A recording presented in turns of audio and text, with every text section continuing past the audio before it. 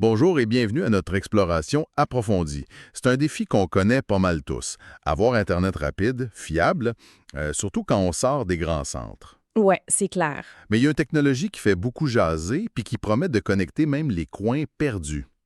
Starlink. C'est exact. Aujourd'hui, on regarde ça de plus près. Starlink, le projet d'Internet par satellite de SpaceX, on a fouillé un peu partout pour ça.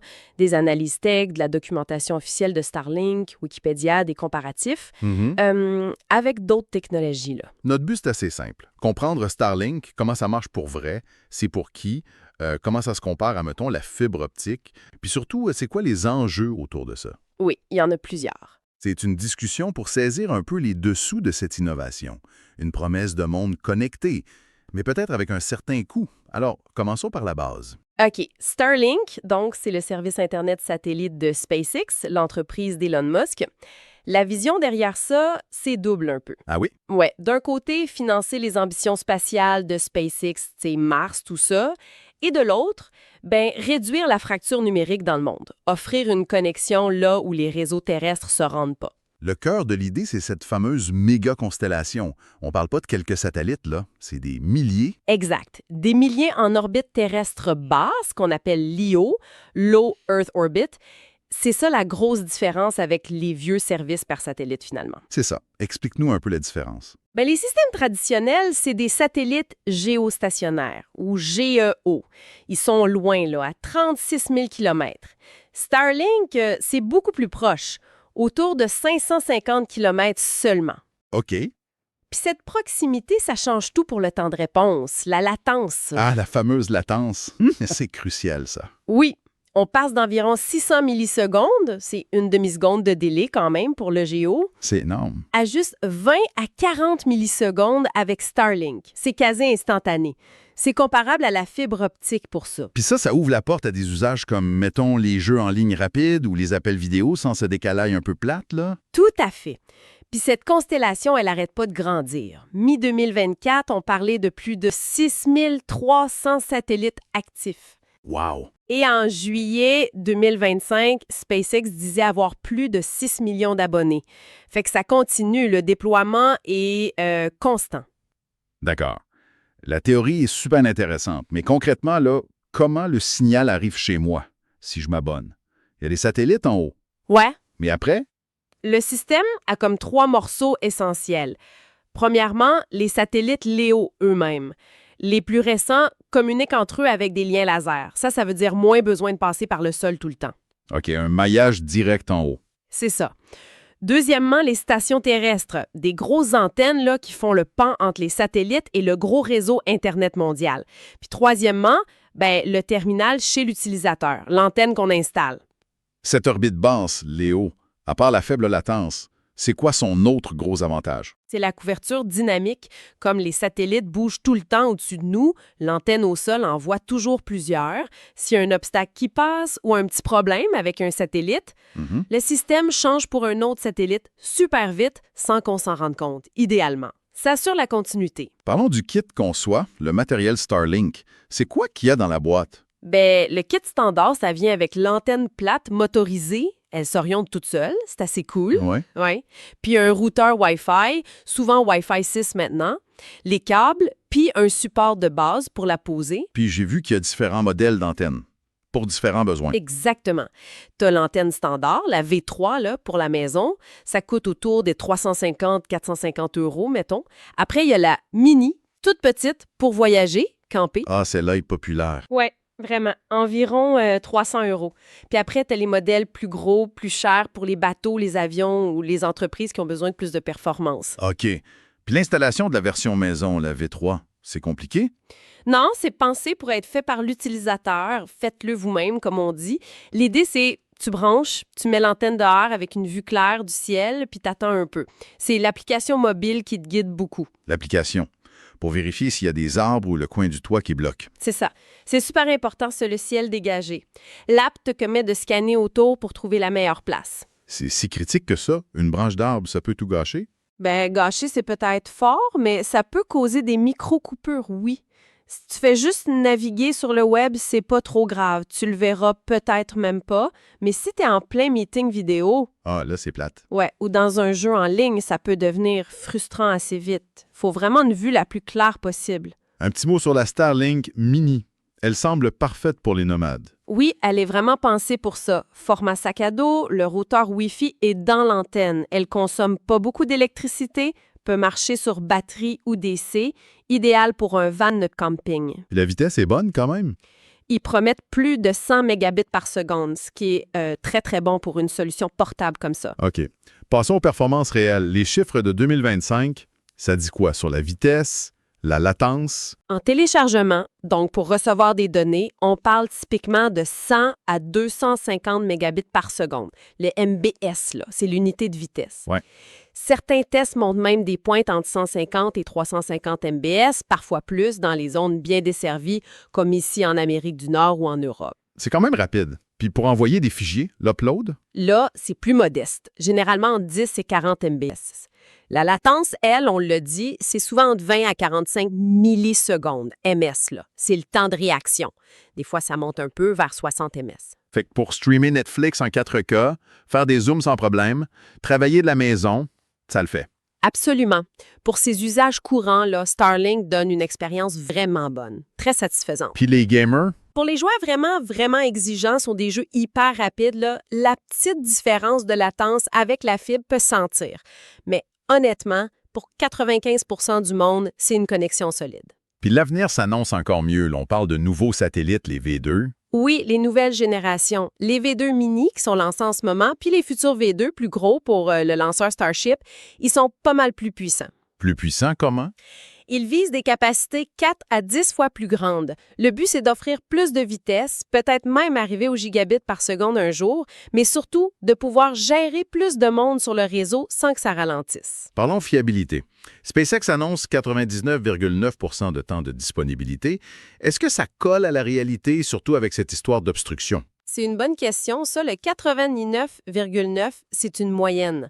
Sur tout le réseau, dans des conditions idéales. C'est sûr que si ton installation n'est pas parfaite avec un arbre qui bouge devant, tu ne l'auras pas, ton 99,9.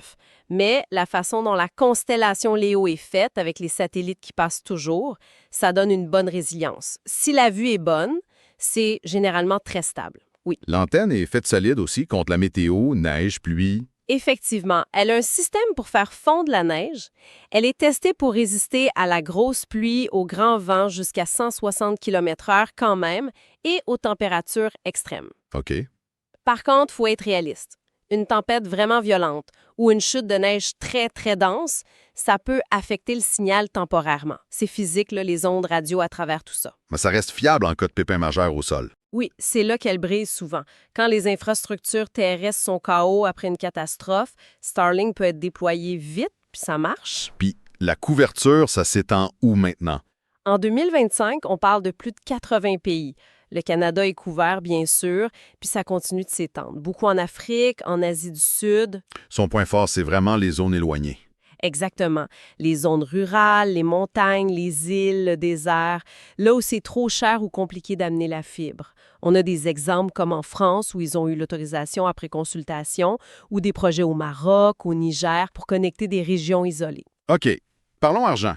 Combien ça coûte Starlink en 2025?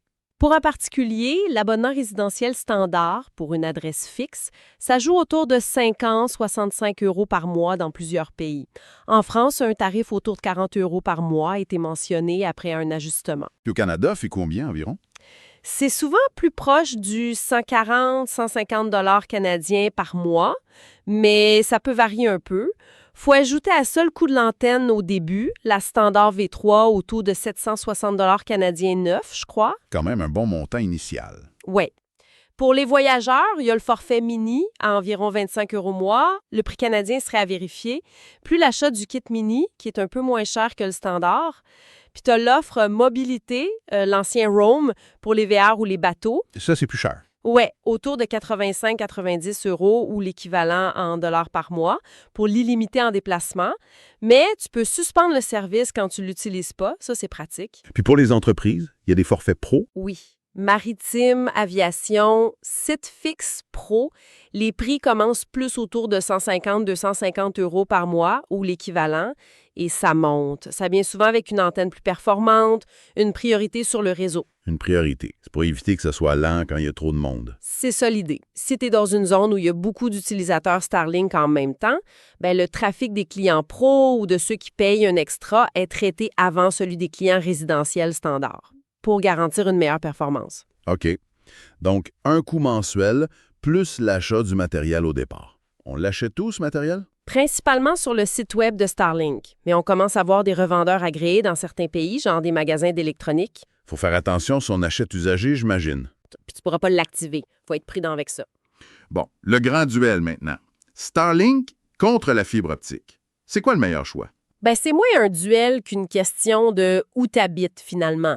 La fibre, c'est de la lumière dans un câble. Starlink, c'est des ondes radio depuis l'espace. C'est pas la même game pantoute. Mon caron vite fait. Vitesse et latence. La fibre gagne là-dessus en général. Souvent plus que 1 gigabit par seconde, puis une latence sous les 10-15 millisecondes. Starlink est très bon, 100-350 mbps, 20-60 millisecondes. Mais c'est un cran en dessous d'une bonne fibre.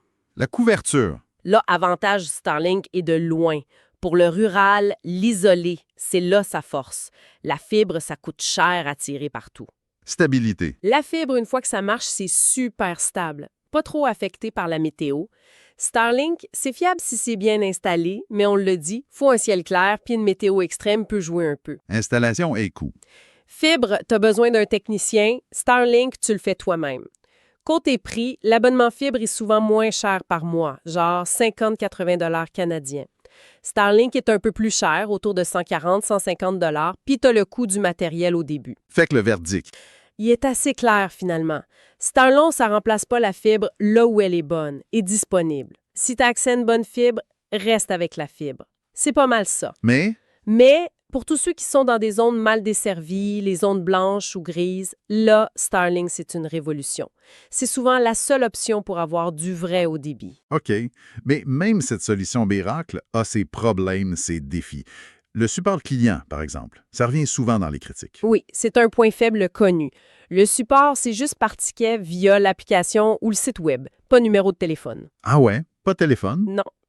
Puis les délais de réponse, ça peut être long, de quelques heures à plusieurs jours, des fois. C'est pas idéal quand t'es en panne. Puis les câbles propriétaires, ça aide pas si tu dois remplacer quelque chose rapidement. On a parlé des limites techniques comme les obstructions, la météo, la consommation électrique aussi. Ouais, l'antenne consomme quand même pas mal, entre 60 et 120 watts. C'est pas énorme, mais c'est pas négligeable sur une facture d'électricité ou si tu veux l'alimenter avec des panneaux solaires en camping, mettons. Faut y penser. Passons aux enjeux plus larges.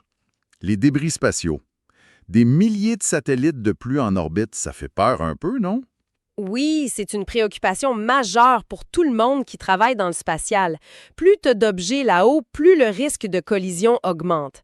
La crainte, c'est le fameux syndrome de Kessler. C'est quoi ça déjà? C'est une réaction en chaîne.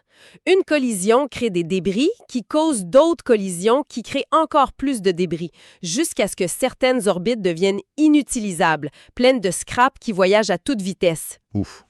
Qu'est-ce que SpaceX fait pour éviter ça? Ben, ils disent plusieurs choses. L'orbite est très basse, donc un satellite mort ou en panne retombe et brûle dans l'atmosphère en quelques années, genre 5 ans. Ils disent aussi qu'ils les désorbitent activement à la fin de leur vie utile, qui est d'environ 6 ans. Mais ça arrive quand même des incidents. Oui, il y a déjà eu des manœuvres d'évitement nécessaires avec d'autres satellites ou même la station spatiale chinoise. Puis on a vu des pertes de satellites comme après des tempêtes solaires en 2022 et 2024. Ça soulève des questions sur la robustesse à long terme de tout ça. Autre sujet sensible, la pollution lumineuse. Les astronomes sont pas contents. Non, c'est vrai. Les fameux trains de satellites Starlink qu'on voit passer dans le ciel, surtout juste après un lancement, ça gêne beaucoup les observations astronomiques, particulièrement les télescopes qui regardent de grandes zones du ciel. SpaceX essaie de régler ça. Ils ont testé des affaires, oui, des revêtements plus sombres, des sortes de pare-soleil sur les satellites. Ça a réduit un peu le problème, mais c'est pas complètement réglé. Ça reste un point de friction avec les scientifiques. On parle même de pollution atmosphérique, quand les satellites brûlent en rentrant. Oui, c'est une préoccupation plus récente.